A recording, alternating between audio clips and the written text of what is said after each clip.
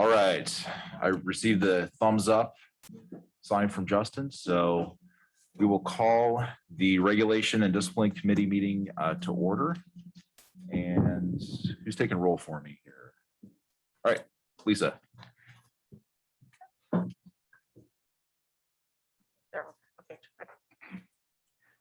Hi, Broughton, Here. Dunn, Here. Cisneros, Here. De La Cruz, Here. Durant, Here. Ganong, Here. Pertula, Here. Saleg, Here. Shelby, Present. Sowell, Present. Oni, Present. and Stalling. Here. Okay, you have a quorum, all present. All right. Welcome to RAD. It's great to see everybody's faces here in person, some via video, but really excited that we're back here together in one way or another. So we have a fun agenda ahead of us. Just to give people who are listening in a lay of the agenda, we're going to take public comment first. Then we're going to go into a closed session that is expected to last approximately 20 minutes. And then we will convene back into open after about that 20-minute mark. And so who is monitoring the call for public comment? Dag, is that you? All right, so I'll make a call for public comment here. If any member of the public wishes to address this committee, please raise your hand. And then Dag McLeod will identify you. And then once he gives you the heads up, have about 3 minutes to address this committee to make sure that we can get all public comment. So with that said, Dagger, you're ready to go. I'll hand it over to you then for this. We are all set, but I'm not seeing that anybody is interested in making a public comment. I've got no requests. All right, going once, twice. All right, we will now go into closed session pursuant to Government Code Section 11126 sub A sub C sub 2. So members of the public, we will be back in about 20 minutes.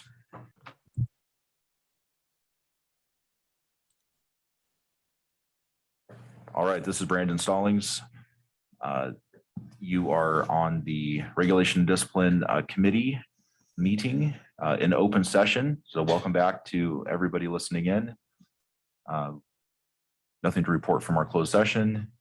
And do we need to take roll call again? I don't see any material changes. All right, we will go to the chair's report. Just have brief remarks today. I would like to continue to highlight and thank the work of our employees in the Office of Chief Trial Counsel who continue to work remotely, in person, in a hybrid form, and are doing whatever they can to continue our public protection mandate. So thank you for your continued sacrifice, dedication, and flexibility in these turbulent times, and especially during a time where some superior courts are not even up and running fully. So thank you for your sacrifice. The Civility Commission continues to meet and explore ways to increase civility in the profession, and we anticipate having a proposal before this year is over. So stay tuned for that in the coming meetings. There are several reports coming to you regarding Professor Robertson's recommendations, and we look forward to that full report on the Board of Trustees agenda. I would note that during a meeting with State Bar Court, that there was a report that State Bar Court has made significant strides in drafting materials and making those materials available to individuals who choose to represent themselves in State Bar Court actions. And so we'd like to thank everyone over at State Bar Court who's working on these important matters to ensure that self-help represented litigants have the best information available to aid in their representation. The Ad Hoc Commission, both the fairness and effectiveness subgroups have met multiple times and are wholeheartedly and vigorously fulfilling the board's mandate to study the discipline system and to do so in a transparent manner. So I'd like to thank State Bar staff who's been involved in that, especially Melanie and Steve, for your insightful presentations, and to all the volunteers on those commissions who are working on these complicated and very nuanced issues. So that has been made abundantly clear during the presentations, just how, I guess for lack of a better word, in the weeds, some of these issues are. And so really appreciate those who are working through those issues. And lastly, our CTC search continues on an expedited basis. We have interview schedules set up and anticipate having a full board meeting specially set in late August for finalist interviews. So that concludes my report. We have one item on consent. Did any members wish for that item to be pulled from the consent agenda? All right. Do I have a second? Second from Jose. All right, seconded by Mr. Cisneros. And if we could have a roll call vote, please. Broughton, Yes. Chen, Yes. Cisneros, Aye. De La Cruz, Yes. Durant, Yes. Ganong, Yes. Petula, Yes. Selig, Yes. Shelby, Yes. Stoll, Yes. Tony. Aye. Okay. All right.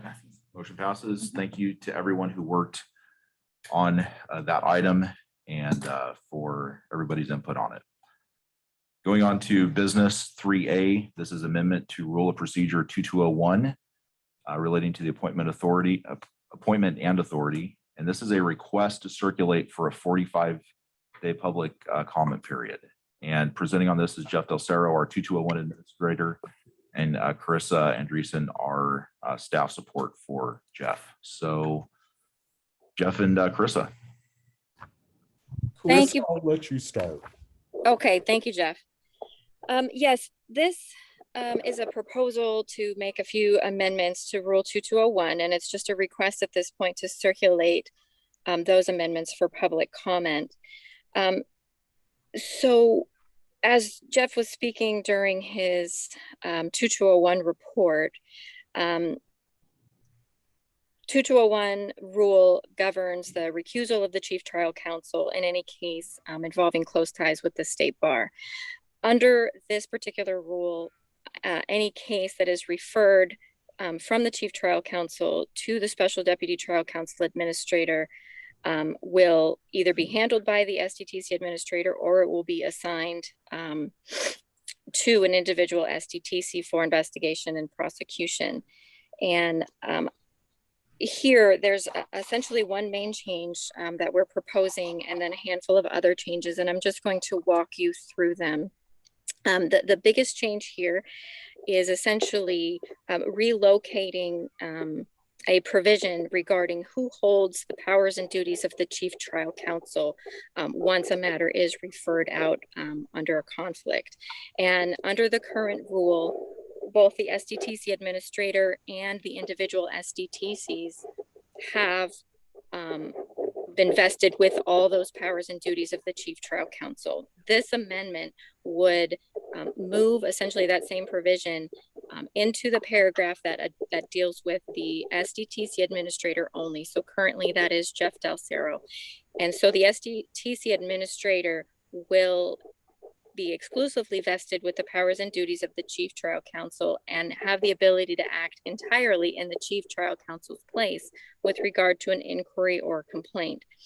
And the sort of the intention of this amendment is to one, authorize more supervision in the SDTC administrator position, and then to ensure a greater level of consistency in the decision-making, settlement, and prosecutions of matters referred to the SDTC program. Other amendments that are also included in this proposal are a few to clarify that the Regulation and Discipline Committee has the authority over this program. So, both the SDTC and the SDTC administrator are subject to RAD's oversight. So we have now put that expressly in the rule. And then we have revised a provision related to compensation for the SDTCs to expressly provide that rate is set and established by the Regulation and Discipline Committee, as well as an amendment to clarify that They are entitled to reimbursement of reasonable expenses. We've added expressly that those reasonable expenses must be approved in advance, which is our current practice, and we're just placing that in the rule.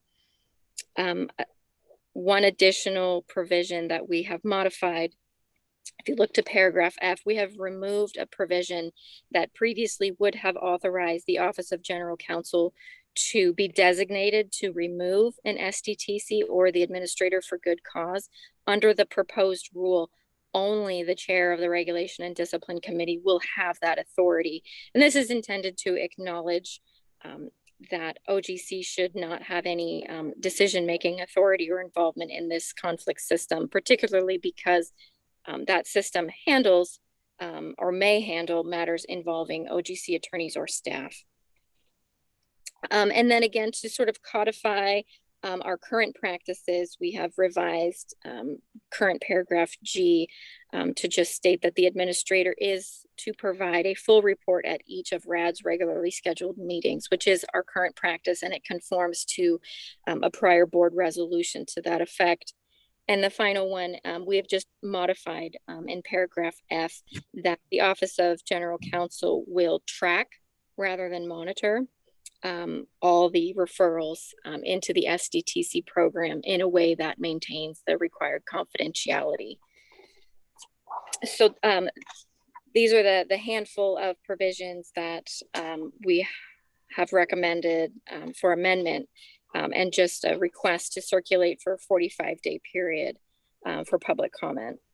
And I'm happy to address any questions, or Jeff, if you have anything to add, please feel free.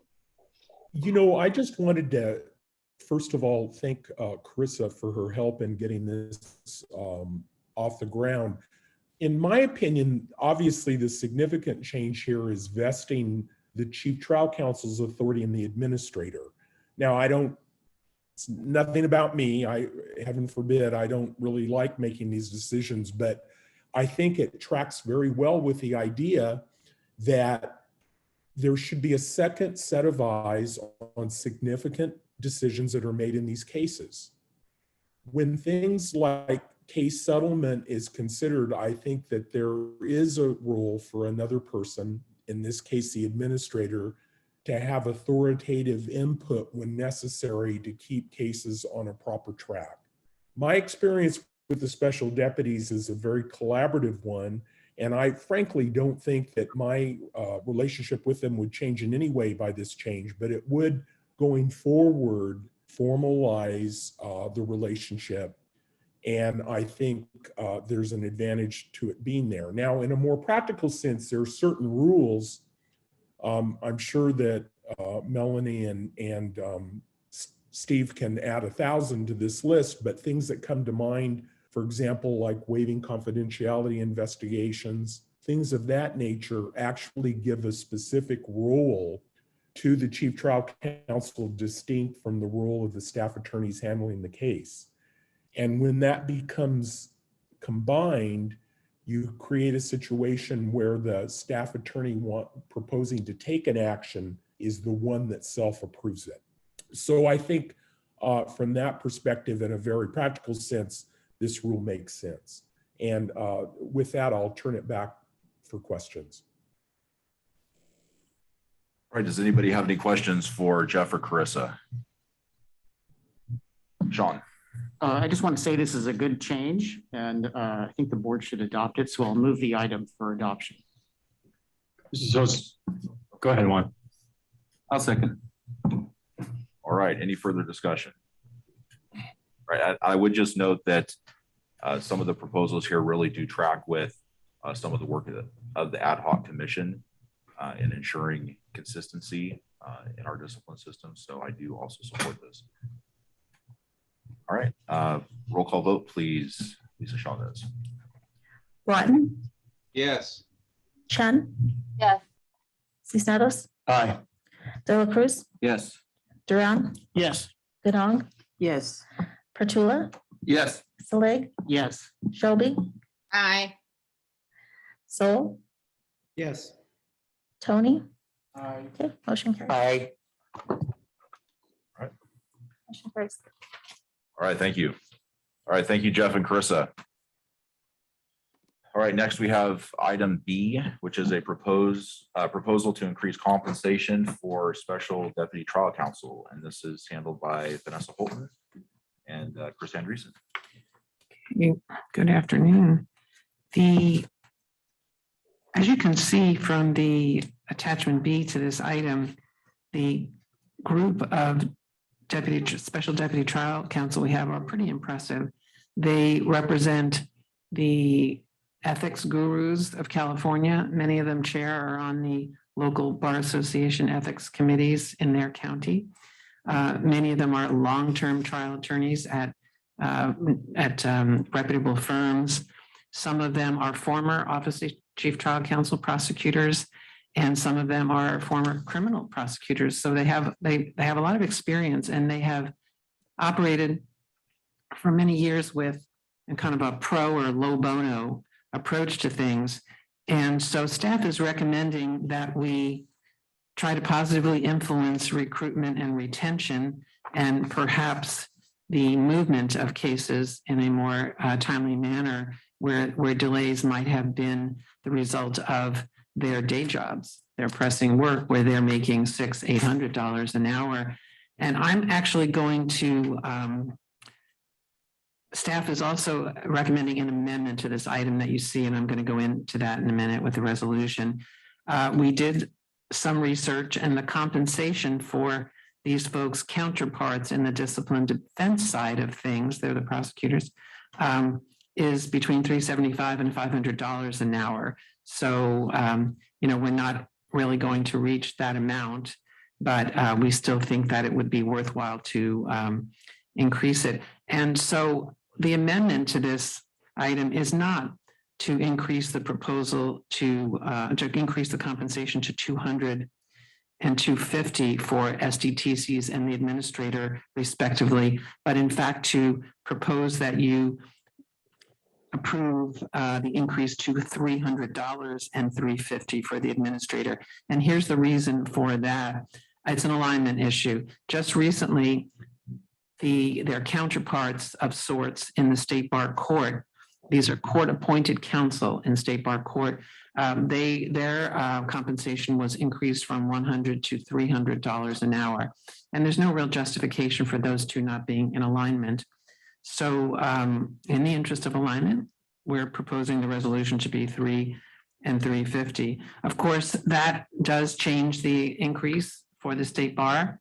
The increase roughly, and basing it on last year's numbers, would be between, and I'm just guessing because we have the administrator rate and we have the SDTC rate, would be somewhere between $550,000 to $600,000. But I still think we think it's worthwhile.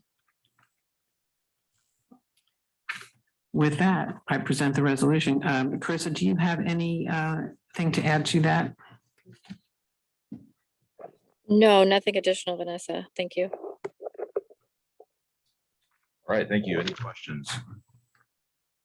I have a question, Mr. Chair, and that related to the budgetary number, the budgetary adjustment we just heard about. Has the finance staff been alerted of that, and is there somewhere to make the appropriation from in the currently approved budget or for next year's budget? The difference, the delta? No, the change in the hourly rate just was the need for the change was just identified about 2 hours before this board meeting. So we haven't engaged the Office of Finance on it at all. But we did do it for the state bar court appointed counsel. That's effective already since May.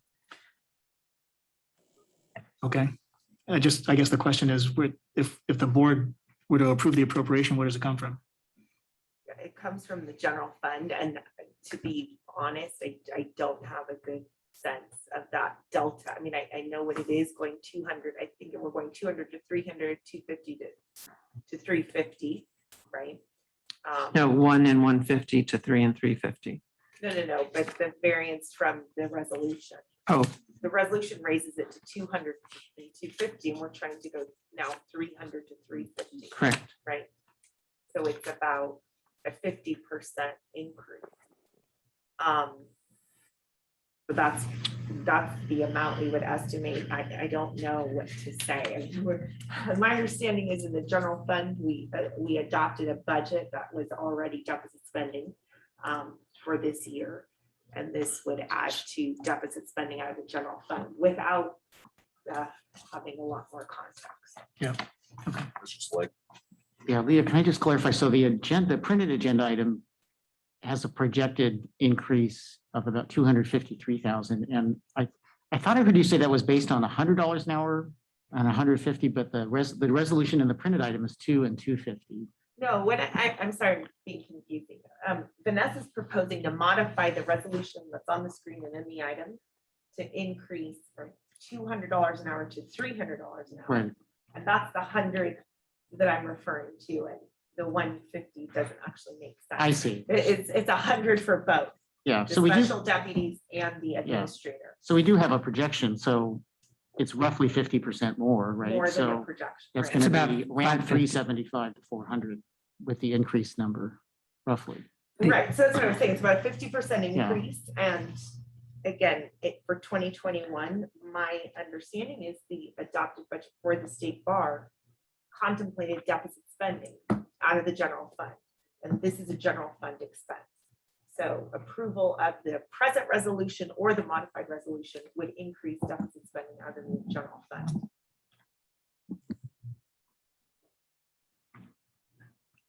so it's a sense then of Brad, is it something that you would like to have finance weigh in on to get a total number? So no, I guess the point of the question is if we're already going into reserves or adjusting the budget for deficit spending, I mean, clearly what the SDTC program does is important and needed. And I think for the reasons that Vanessa's laid out, we do have to have some parity, some reasonable equity, for lack of a better word.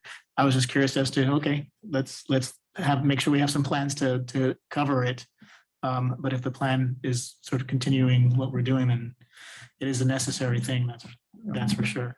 Yeah, what I would say is I believe the board is going to have to grapple with the structural deficit that the state bar is facing. The variance between the 200 and the 300, I don't think is consequential to the extent that it should deter RAD from acting. It's clear that a fee increase is needed, alignment with what we're paying court-appointed counsel out of appointed by state bar court makes sense. And that being said, the board is going to have to deal with the structural deficit that the state bar is facing. And we'll talk about that a little bit tomorrow with a couple of the items on the agenda. Chair Stallings, I just wanted to let you know that Melanie Shelby has her hand raised in the on the remote call there. All right, we'll go with Ms. Shelby and then Josh. Yes, I actually thank you, Mr. Durant, for asking your question. My follow-up is because I understand that 2 hours ago, this change transpired. And so I was just curious to find out what happened from the time that this memo was drafted for the last 2 hours, because it would be great to get an understanding of the immediacy of this issue. Right. So with that, I will mea culpa. I either didn't remember or maybe wasn't told, but Donna assures me I was told that the state bar court appointed counsel experienced an increase from 100 to 300 effective May. And I didn't remember that when we drafted it, and I've been on vacation until yesterday. So when we discussed it this morning, we realized that we had like counsel, outside counsel, that needed to be aligned. We made this amendment. And not approving this, will have a sort of disparate feeling about it between the state bar, the defense counsel and the prosecutors that we use from the outside.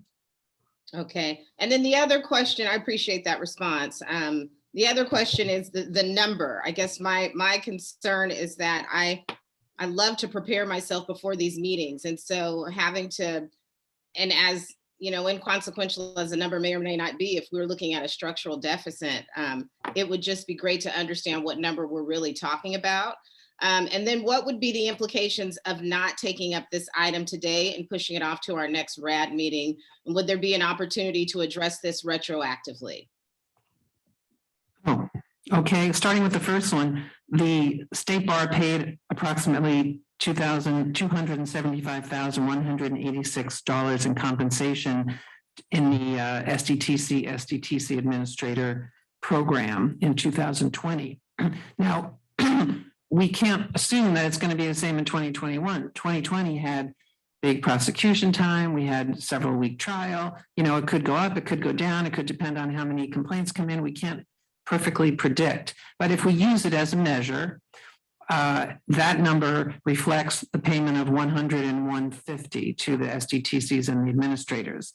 And on all you have to do is double or triple whatever the factor is. And I come up with the new amount would be about between 825 and 894 if we went to the 300 and 350 amount. We could put it off. I'm not sure what additional information we would get between now and September is when we're meeting next. It certainly could be retroactive. There's nothing barring this from being retroactive. Well, I was just going to say, just doing the math here on my phone, but if the estimated fiscal impact in the agenda item is an additional $253,000 a year, and if you just apply kind of 150% factor, you get, instead of the 253, it'd be a $380,000 impact. So that's the difference that I would roughly estimate would be associated with increasing the hourly rates from those listed in the resolution currently to those proposed by the general counsel. I defer to Leah when it comes to numbers and not myself. I appreciate that. I guess my concern is this, and I certainly understand having to deal with things in the immediacy of time. And if it were a situation where we could just, where I could just get clarity before voting on this measure, I would feel more comfortable. And it's also a precedent-setting piece as well, because what precludes another item to come in front of us and within a 2-hour time frame having to change the, address something quickly, expeditiously. So for myself, I would love to see this pushed off to the next meeting, and also would feel comfortable addressing it retroactively to August the 1st, since I see that that is the date that's outlined in the resolution. So that's my 2 cents. Thank you. Right, Josh Petula. Yeah, thank you, Chair. I also would be comfortable if we had an opportunity to really see the fiscal impact. I don't think there's a question here on whether or not it's necessary and the importance of it. So to the extent that there's we think there's a message being sent that someone's being treated differently, I think that would be just an error in understanding what we're trying to do here. I think it's just a fiscal responsibility to fully understand what the impact is before making a decision. Chair Stallings, I'd like to draw your attention to another hand raised. Trustee Broughton has raised his hand. All right. Jose, did you have your hand up? I'll go after Broughton. Yes. Okay, so Mark Broughton, then Jose. Thank you. I hope you all can hear me. This actually may be a question that is more pertinent to the other side, so to speak. That would be the defense side. But I'm just wondering, is there any cap on the amount for that they can bill for the amount of work that they do? And the other sort of portion is that of this is, I assume that there's no difference in the amount of compensation for the type of case or the complexity of the case, that it's all being paid at the same rate that we're suggesting here, even though some of the cases would require a lot more experience and so forth. The reason I ask this is because, for example, I do a lot of work in the federal court, and we get paid a certain rate, which, by the way, is about $150, $150 an hour for non-capital cases. But be that as it may, there's a limit on the amount that you can bill those cases, and if you go above that limit, which sometimes happens in very complicated cases, you have to actually petition the Ninth Circuit to get approval and filing declarations and that type of thing. It's not to say that you won't get approval, but you know, you do have to go that extra step. So obviously the simpler cases will fall generally within the amount allotted per case, but the amount that are more complicated cases, you have to actually ask for permission to bill that amount. So I'm just wondering if any of those issues are important or addressed here. So Mark, if I hear what you're saying, are you suggesting that there might be a tiered reimbursement process where, let's say, P1 cases are reimbursed at a certain rate, P2 at a certain rate, P3, and then if there's any sort of additional capital that's needed that goes above and beyond a limit that we set, then there's some sort of application process either to the 2201 administrator or to RAD? Yeah, that's one way to sort of keep your finger on the pulse of the cost, if you will. And I guess, and not to speak poorly of anybody, but without any sort of cap on this, I mean, we looked at there are for certain types of categories of cases, there's an average number of investigator time, attorney time, and so forth that's spent on those cases. And if there's a case that's going to go beyond that, it might be that they would have to petition for that. I don't know. It's just, if you don't have some sort of way to measure, to keep your finger on it, sometimes you make more money if you make the case go longer. That's a way to say it without some sort of oversight on it. So I'm just wondering if any of those issues were addressed or talked about by anybody while going through this. I think that's certainly something that we can talk about with staff. I don't know if we're. I would just say, and I know board members are teed up to talk, just that problem, if it does exist, exists now. And in my experience, fee caps are potentially very problematic in the sense that they disincentivize doing an appropriate level of work on a case. So we have to be careful with that. Definitely. That is a point well made. Mr. Cisneros, and then we'll go with Mr. Soul. Thank you. I'll be brief. I do support the comments by Melanie and Josh. I think that it appears that we can do this at another meeting. We can make it as effective on the same timeline as we could today.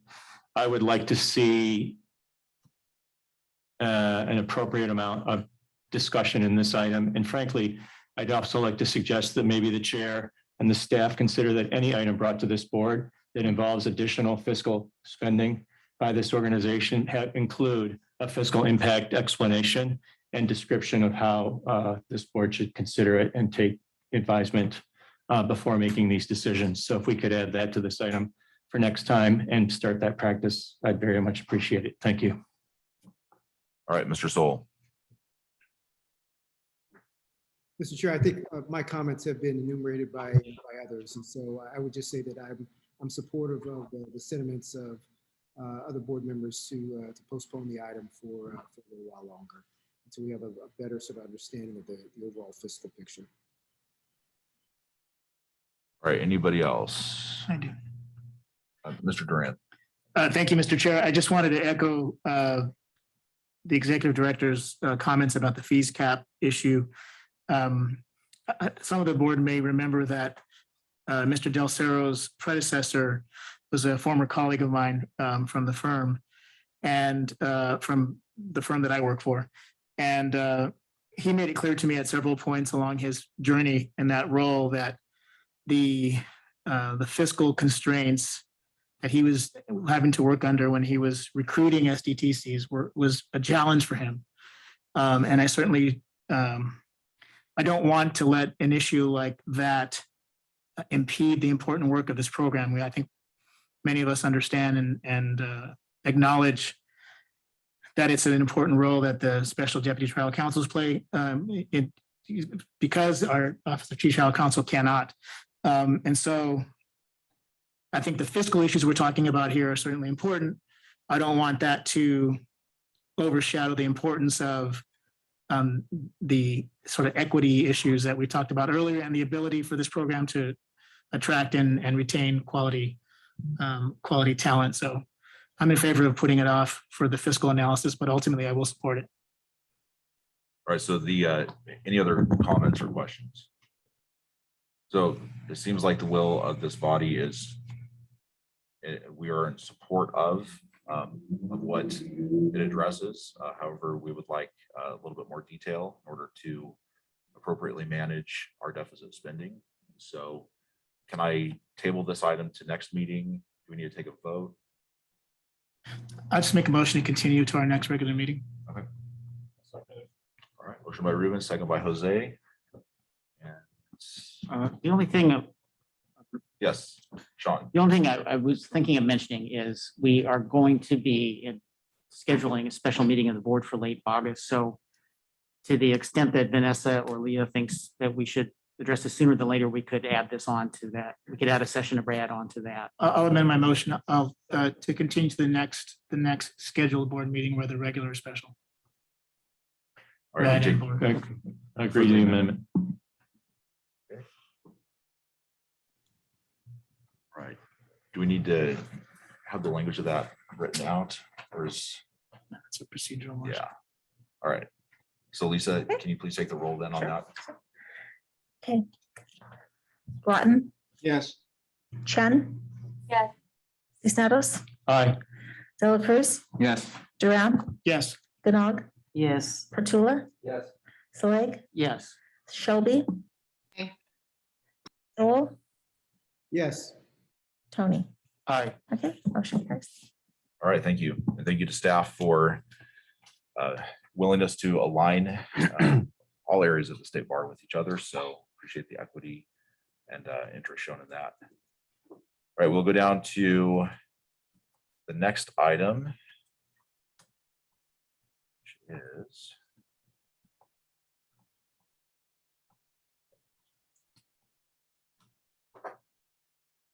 item E, review of metrics under the purview of the Regulation and Discipline Committee. And this is our fun system statistical report presented by Lisa Chavez. So I know whenever I say fun and statistics, I know that incites some feelings among everyone here. So that's why I say it. Wake everybody up. All right, let's do this. Okay, good afternoon, everyone. So attached to this agenda item is the discipline statistical report. This is a regular report that we provide you with as much data as possible pertaining to the discipline system. So that's for your information. When you look at that report, it aligns with the metric report in the sense that the metric reports, we usually just report out on the most recent quarter or months under evaluation, whereas the DSSR report strives to give broader context to the metrics report and say, for example, report out on a full year worth of data. So right now I'm going to just go ahead and give you some highlights from the discipline system metrics. Just an FYI, tomorrow in item number 705, we will be discussing the entire state bar metrics report, and that presentation is going to discuss all metrics kind of organized thinking about themes, whereas the purpose of discussing metrics in this meeting is to just go a little bit deeper into the discipline system, all the metrics that are under the purview of the discipline system, RAD in particular. So that's how these two different presentations speak to each other. So I just want to ensure that you don't feel like you're listening to the same presentation tomorrow. Okay, so let's get started. Okay, so there are 5 offices under your purview: the OCTC, State Bar Court, and then probation, the Lawyer Assistance Program, and the Client Security Fund. All offices, with the exception of Client Security Fund, have metrics for this reporting period, which is Q1 of 2021, as well as the months of January through May of this year. There are 19 metrics under evaluation. 11 of these metrics have targets for accountability purposes, and our analysis shows that 73% of those metrics met their targets. So let's start first with the Office of Chief Trial Counsel metric. This is a new metric for this office, and it was recommended by Professor Robertson as part of his work on understanding and solving disparities in the discipline system. And he recommended that the State Bar adopt a metric that calculates the percent of respondents that retain representation. So this is the first time we're reporting on this metric as planned. And so as you can see, the way you interpret this is in Q1 2021, 21% of all respondents who had a case closed, an investigation or beyond had representation.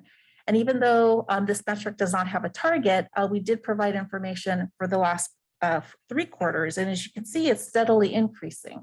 And so my office is going to work to understand what's causing this steadily increase. We want to believe that this is due to us starting to share that letter, alerting respondents of the importance of having representation. We started that in Q4 2020, but the analysis will bear that out. Does anyone have any questions about this metric? This is really exciting first time.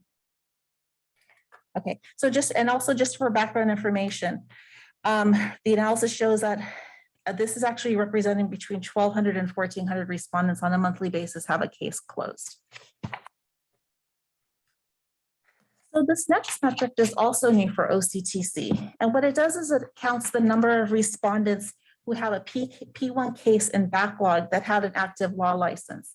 And this metric really tracks an analysis that we've done in the ADR for the last few years. In the ADR, as you may remember, we make the argument that rather than counting cases in backlog, a better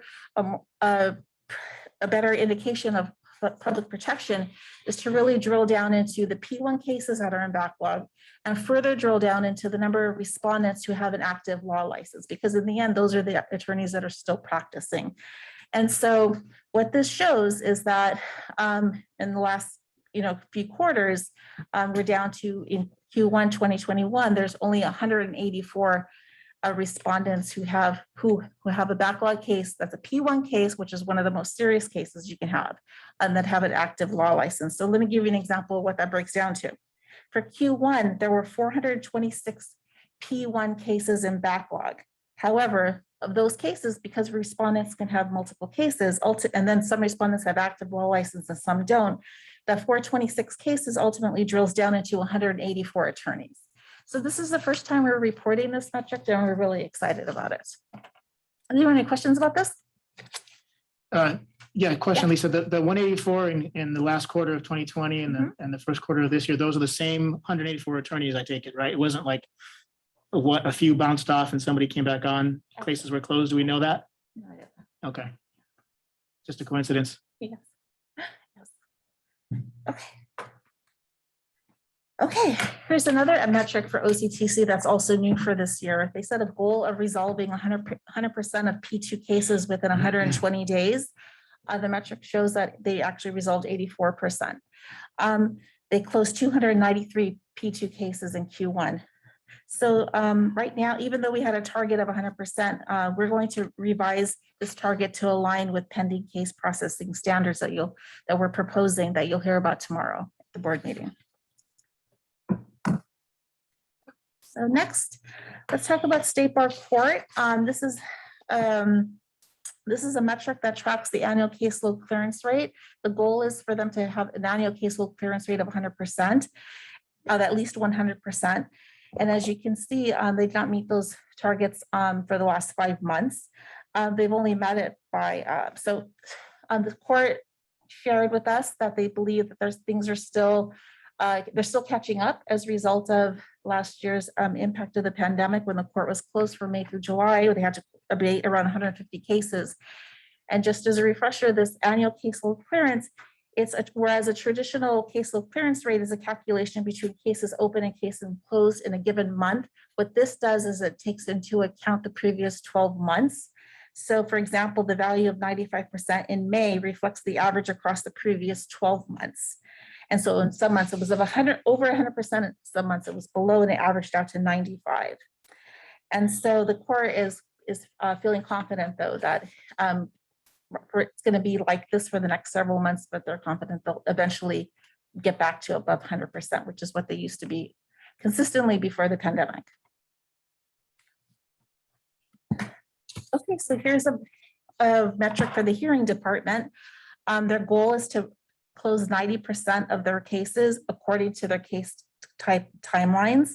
And across these 5 months, the court processed 249 cases. And as you can see, they barely missed the 90% target. It basically amounts to 4 cases that prevented them from meeting the 90% target.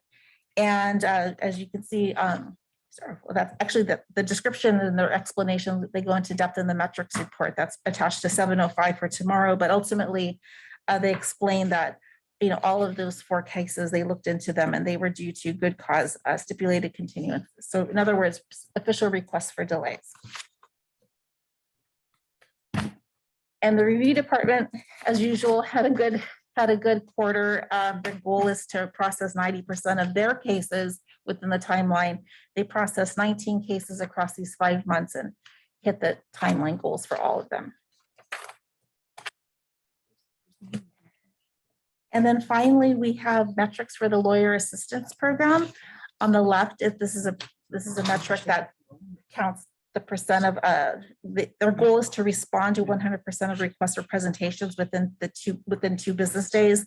As always, they met it. And on the right, this is just a metric where they every quarter, the LAP program surveys all the participants to ensure their satisfaction with the program. Are participants convinced or satisfied that this program is helping them meet their goals? And as usual, they meet this metric. And finally, this is the last one. This is a new metric for the probation office. And they set a goal for themselves for setting out for 80% of courtesy reminder letters will be sent out to respondents within 3 weeks of case initiation. And what these letters are is that even though respondents are put on probation, they receive official disciplinary orders from the court. The Office of Probation sends a reminder letter that says, here are your disciplinary conditions, here are your deadlines, and here are the resources for you to meet your conditions. So for example, if the court has ordered someone to go to ethics school, they give information, this is how you sign up for it, et cetera. So they set a goal for themselves to send out those letters within 80% within 3 weeks of initiating a case. And they did it, they actually surpassed that metric in 98%. And they sent out 181 letters in Q1. So that's all I have. Does anyone have any questions about these metrics? All right, anybody here? Yes, Mr. Tony. Yes. Lisa, this is a very useful report, and to me, it's very encouraging what I see. One thing that I think would even make it more powerful is you would consider putting the N equals, the actual numbers in each of these bars of how many cases it represents, because my guess is that we're talking at least about hundreds, if not thousands, of cases, just to give an idea of the magnitude. The percentages are really good in terms of the proportionality, but I think there's a magnitude that I'd like to see reflected, because I think it will add to the feeling that there's progress being made. So that's one suggestion. And the other is, and it doesn't have to be this in general, but this is the kind of information that's good for staff to consider, on a, when these reports come out every 2 months or so in conjunction with the board meetings, that some of this could be routinely shared with legislative staff and other parties who are interested in the work of the state bar. And we don't have to wait for annual reports that are required. I know myself with my own organization, I will often give funders good news or reports when we have them ready. I don't wait till the annual report that is required. So just something to think about, what things are appropriate to communicate on a more regular basis. So those are my only 2 comments. Thank you. All right, thank you, Mr. Tony. Any of our trustees Can't see if there's any raised hands on the Zoom call. I don't see any. Anybody else here? Yes. Yeah, I just want to make a comment that before starting 8 days ago, I reread the audit that came out in April. And there is some discussion about our metrics and a question as to whether or not we are measuring the right things. And in looking through the full statistical report posted to the agenda item, which is quite robust, I think we probably are. I'm not sure what we're lifting up to the board for discussion actually, though, satisfies that concern. So just to share with the board, that's something I will be working on with staff, because there's quite a rich data set in the actual agenda item that I think speaks directly to some of the concerns raised by our stakeholders. And I want to make sure that those are lifted up to the board on a regular basis, or to RAD. Great, thank you, Leah. All right, any other questions or comments? Seeing none, thank you, Lisa, for your hard work on that. Everybody in Araya who works on the compiling these stats. And so with that, we will adjourn the regulation and discipline meeting. And Sean. All right. Thank you, Brandon. So we're not too far behind.